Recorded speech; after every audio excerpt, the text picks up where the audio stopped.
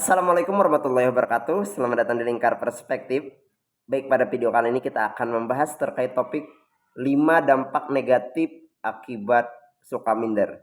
Nah, minder sering terjadi karena seseorang itu terlalu fokus melihat pada kekurangan diri.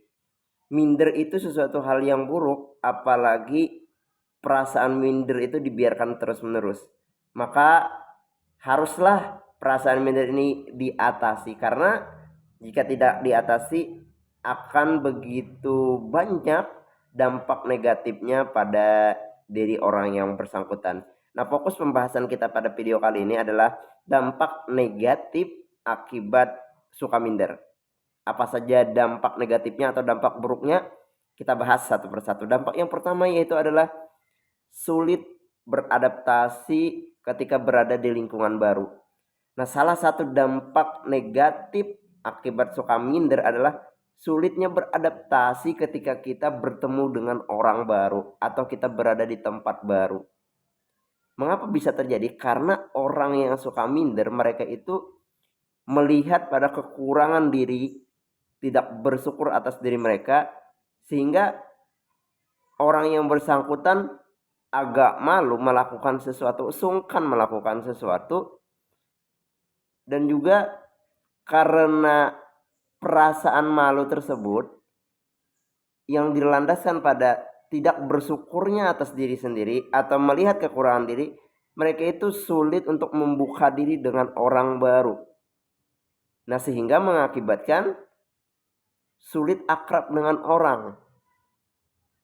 Nah, hal ini menyebabkan mereka itu memiliki kendala ketika berada di suatu tempat yang baru dan berinteraksi dengan teman baru, keluarga baru. Padahalnya jika kita ingin memiliki networking yang baik atau networking yang bagus, maka kita harus mampu beradaptasi di segala situasi. Baik itu beradaptasi dengan orang lama pun lebih-lebih beradaptasi pada orang baru. Kemudian dampak buruk yang kedua yaitu sulit memiliki teman. Nah, orang yang suka minder, mereka itu kadangkala berkendala dalam hal relationship atau pertemanan. Kenapa? Atau mengapa hal tersebut bisa terjadi?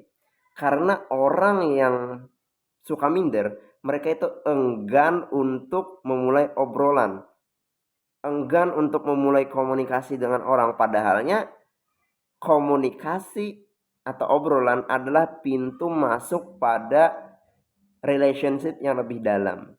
Nah, jika kita sulit memulai obrolan atau kita enggan memulai obrolan, bagaimana mungkin kita bisa masuk pada sebuah relationship atau keakraban dalam sebuah pertemanan? Nah, itu buruknya orang yang suka minder. Kemudian dampak negatif yang ketiga yaitu adalah tidak mampu menemukan kelebihan yang ada pada diri.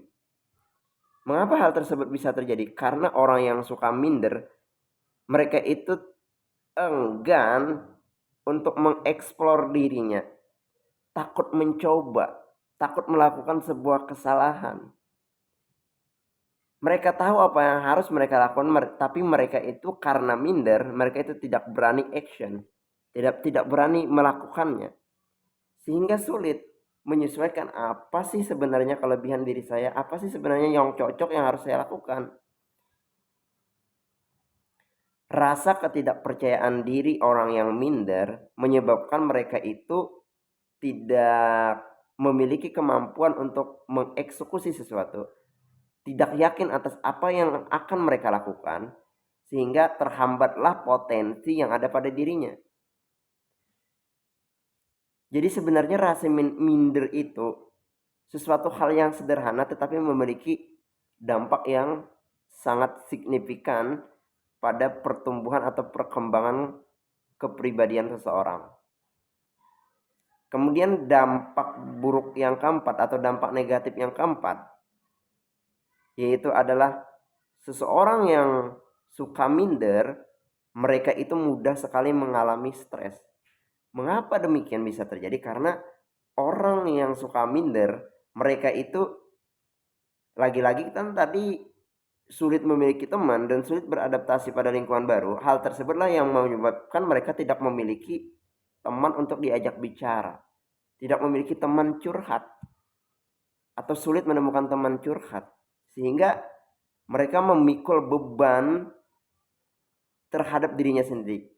Tidak ada tempat untuk mencurahkan isi hati yang membuat perasaan mereka itu plong atau lega. Beda halnya ketika kita mempunyai teman curhat atau teman bercerita, hal tersebut kan dapat membuat beban atau sebuah permasalahan kita menjadi lebih ringan. Kita mudah minta bantuan dengan orang, kita mudah minta nasihat dengan orang, karena kita memiliki teman curhat, teman bercerita. Maka dari itu orang yang suka minder, seringkali mereka itu stres. Nah, kemudian dampak negatif yang kelima yaitu adalah sering merasa kesepian.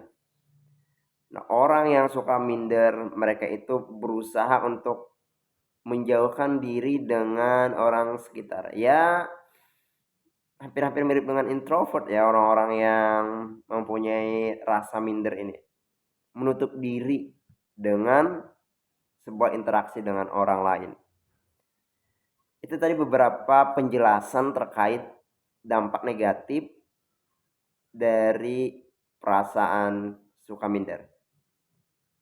Mudah-mudahan kita dapat mengatasi rasa minder ini sehingga tidak terkekang atau terkelola atau terkurung dalam diri kita. Hindari perasaan minder untuk kepribadian yang lebih baik. Demikian video kali ini, semoga video ini bermanfaat.